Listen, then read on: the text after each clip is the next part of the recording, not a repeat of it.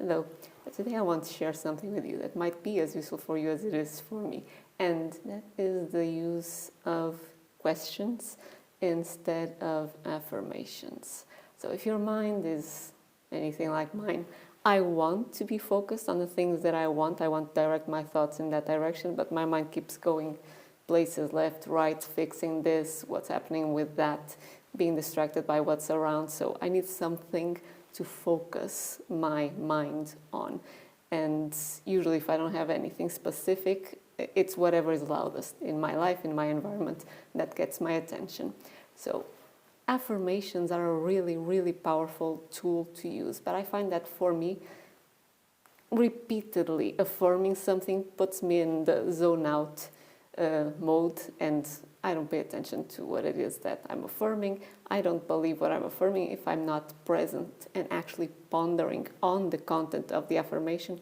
So it doesn't work for me as a focus for my mind. I could use a mantra or something like that, but same thing. I find that after a while, starts to space out. So the solution to this I've learned years ago from two different people, Christie Marie Sheldon and Noah St. John, are actually to use questions instead of affirmations. So what could this look like? Let's say that you have an affirmation regarding your relationships. I am a loving, caring person in my relationships, for example. If you keep repeating this to yourself, your mind might accept it, might not, but if you actually transform this into one of two genres of questions, you'll see if this works best for you. So Noah St. John calls this Afformations. So instead of affirmations with an O, now it's Afformations. And he would just change the structure of that affirmation to be on the lines of, why am I now a loving and caring person in my relationships? So this is something that puts our mind in search mode. Our mind loves search mode. So instead of forcing our mind to repeat a mantra time and again without really being present to it, asking questions like this and repeating the question, just giving a little bit of time and asking again, why am I now a loving and caring person in my relationships? Mind starts kind of finding reasons for it, because our mind is very much key to validate, to seek, and to confirm our own biases. So if we're affirming that we already are loving and caring in relationships, and why is that? Our mind starts looking for reasons. So that's one way. Christie Marie Sheldon, on the other hand, has a different format for questions. So if we would take the same thing, it would sound like, what would it take for me to be loving and caring in my relationships? So this is more of an open question that's usually more geared towards a goal or something that we want to find answers to, or find processes, find inspiration. So it's a similar process, but it's a more open-ended question.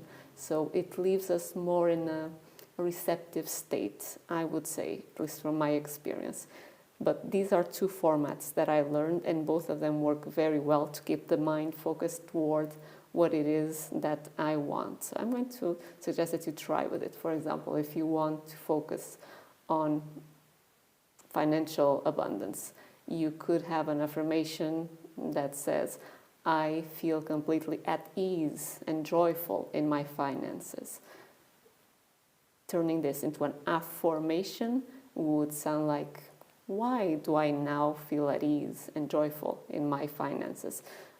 Or without the now, why do I now feel, no, the now wants to come up. Why do I feel at ease and joyful in my finances? If you want to put it in the format of Christie Marie Sheldon's what would it take questions, it would be, what would it take for me to feel at ease and joyful in my finances? And you can see that maybe for different subjects and different topics, one of them makes you orient towards what you want more than the other. So these are two formats that can be used. Something else, business related. Why does my business now feel joyful, profitable, and I feel completely satisfied in it?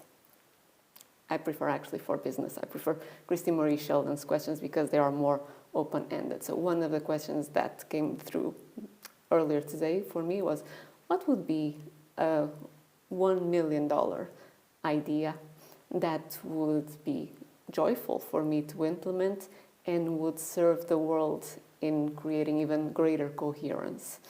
For example, it can be short. Usually shorter is better, but this one downloaded, so I'm just sharing how it came. So these are very powerful ways that we can keep our mind directed toward what we want and stay present with it, because our mind does love questions. As we go throughout our day, do other things, every now and again, ping the question in your mind. What would it take for me to feel completely at ease, be myself in my interactions with people?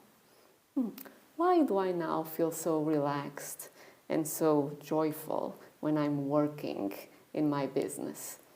Suggestions. So hope this makes sense.